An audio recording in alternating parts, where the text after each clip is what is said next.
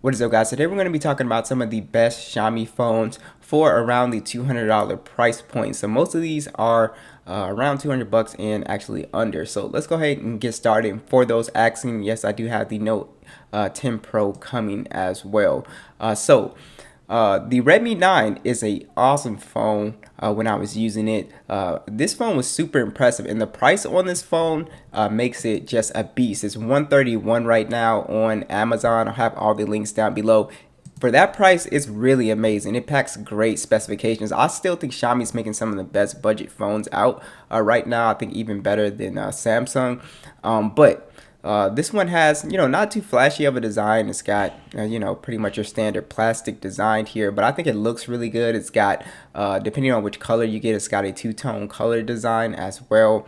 And you have on here an IPS display at 6.5 inches. Most phones at this price point would be 720p, but this phone has a full 1080p display, $395 for the PPI. Just an awesome, high quality looking display at such a cheap price point. And you also have a wider drop notch, pretty respectable bezels as well. So display quality is really nice, very bright display. I had zero issues with it. Now you do get Android 10 out of the box with MIUI 11, the Helio G80 and Mali G52 GPU, micro SD support, 32 gigs of internal storage and 3 gigs of RAM. So the only thing is that the internal storage is a little bit low, but they do give you a micro SD card, so you can just throw one in there if you need more storage, which I appreciate. And for the processor, of course, this is not going to be, a gaming phone or anything like that, but if you see my video, and I've tested most of these phones, the phone was fine with gaming. I had no issues with gaming on here. I was able to play casually Call of Duty, PUBG on here, no problems. So you do have a 3.5mm headphone jack on here with NFC as well, which is nice, and with an infrared port. So if you wanted to control your TV, air conditioner, something like that, you can do that with this phone, which I think is definitely above and beyond.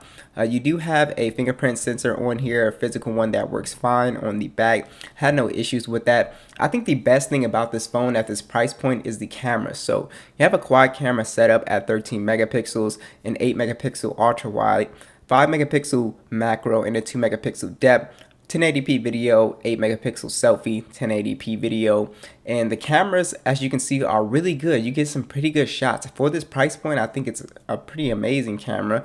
You get good dynamic range, good detail, very good color signs on here.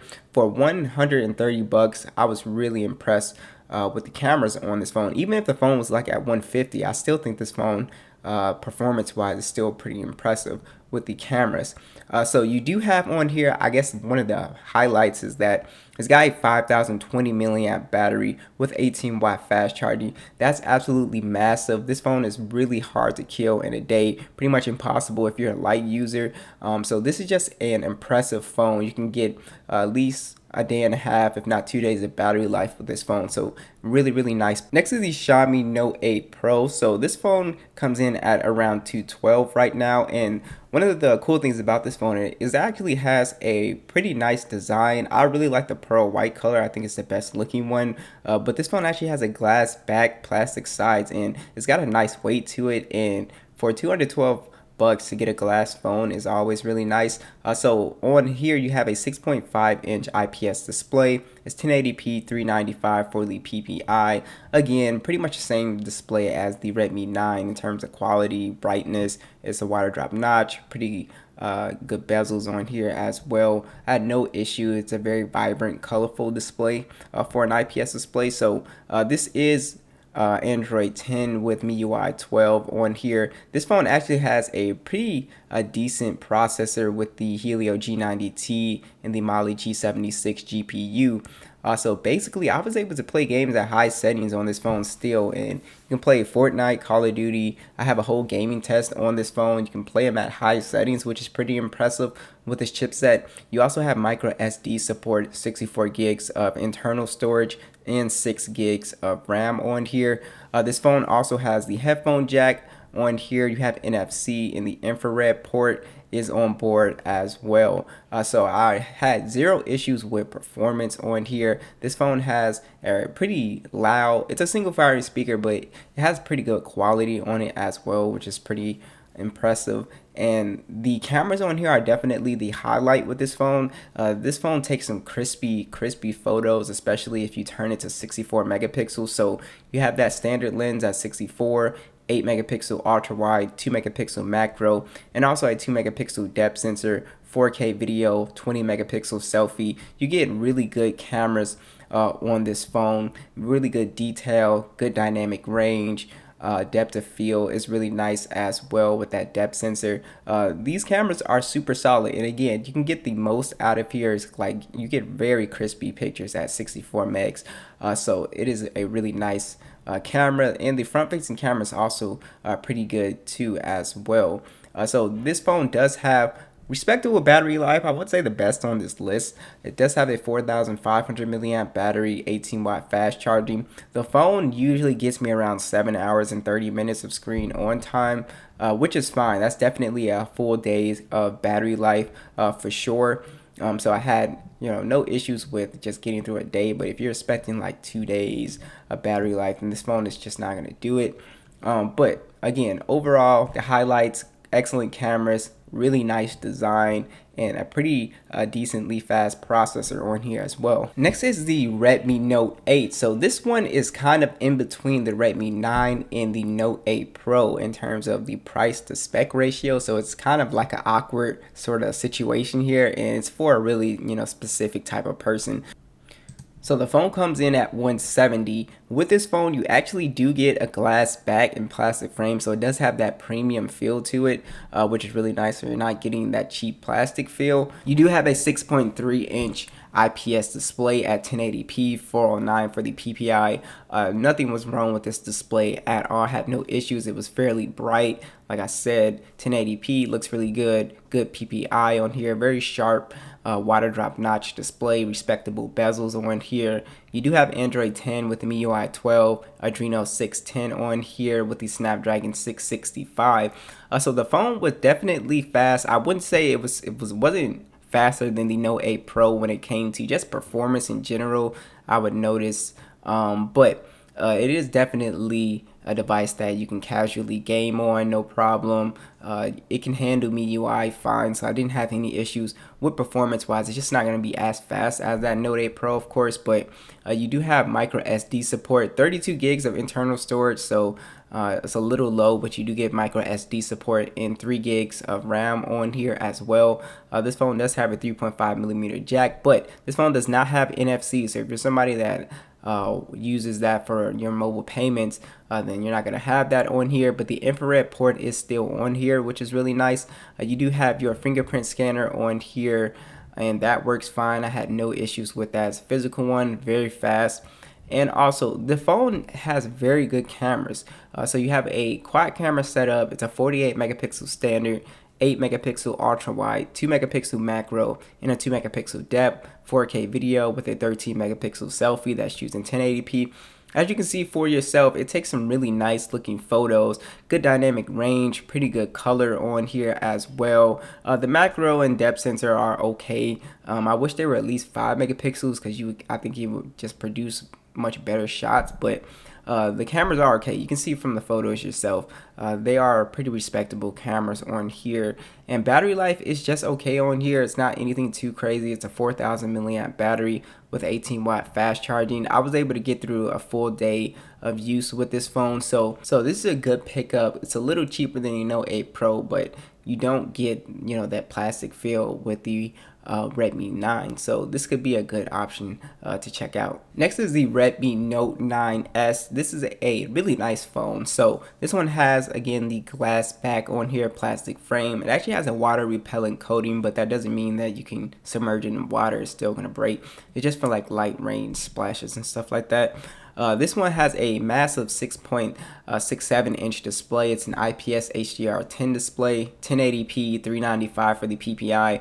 This one has a more immersive display because it's got the little punch hole up top, which I really like.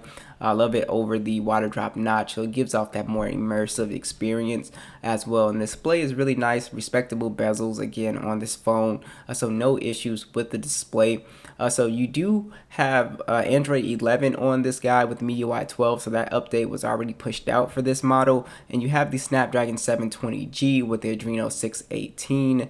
And this is a pretty good phone for gaming. Like I said, it's not going to do flagship gaming, but I had zero issues playing any game from the Play Store on this phone. So Call of Duty, PUBG, Fortnite, it was able to play them just fine. You do have micro SD support, 64 gigs of internal storage and 4 gigs of RAM on this phone.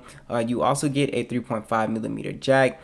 This phone unfortunately does not have NFC, which kind of sucks, but you do get that infrared port. So if you're somebody that depends on mobile payments, you might want to look at like the Note 8 Pro. I think that would be a good alternative to this. You do have a fingerprint scanner on here. It is side mounted, and I think that's the best place to put it, is on the side. It's just very easy, and your hand just naturally goes to that position. So I still think that's the best place to put any physical fingerprint scanner. And this phone has very good cameras on here at 48 megapixel standard, 8 megapixel ultra wide, 5 megapixel macro, 2 megapixel depth sensor, 4K video, 16 megapixel selfie camera that's using 1080p. Overall, the cameras were pretty good, as you can see, and I wasn't too crazy about the camera module design on the back, but it grew on me the more that I used it, so I do actually like it. I do think it looks kind of unique, but the cameras on here are fine. One of the changes that I like that they did with this model was they made the macro 5 megapixels instead of 2 megapixels, so you do get way better macro shots on this phone. And you have a very large battery at 5020 milliamps, so you get that 18 watt fast charging. So this phone definitely can last you all day, if not 2 days of battery life. So this is a really good phone for battery life as well. So last on the list is the Redmi 9A. So this is a very cheap phone, coming in at $120, the cheapest on this list. It doesn't have anything super impressive about it. This is for somebody that's just on a budget and you just want to casually use your phone. You're not trying to do too much on your phone. So it's got, you know, a plastic design on here, nothing again too fancy on here. You do have a 6.5 inch IPS display at 720p, and it looks fine. You got the water drop notch, again nothing too crazy on here. Android 10, MIUI 12. You really don't have a great processor on here. It's a Helio G25, and you got PowerVR graphics. So again, this is a phone for casual people. You do have micro SD support on here, 32 gigs of internal storage, 2 gigs of RAM. You have your headphone jack on here. You also do not have NFC, so I said, you know, it's very cheap. You also have just a single camera on here, 13 megapixels, 1080p, 5 megapixel selfie camera, 1080p. From what I've seen, you know, kind of lackluster, but again, you're really buying this phone for the excellent battery life. It's a 5000 milliamp battery, so you're getting just amazing battery life, especially paired with a 720p display, and you're going to get really good battery life with this phone. So that's pretty much the main selling point, is if for somebody that's trying to spend very little money and you want a, you know, decent quality phone that's not going to be complete trash with excellent battery life, this is a phone that you should check out. So thanks for watching this video, and I'll catch you guys in the next one.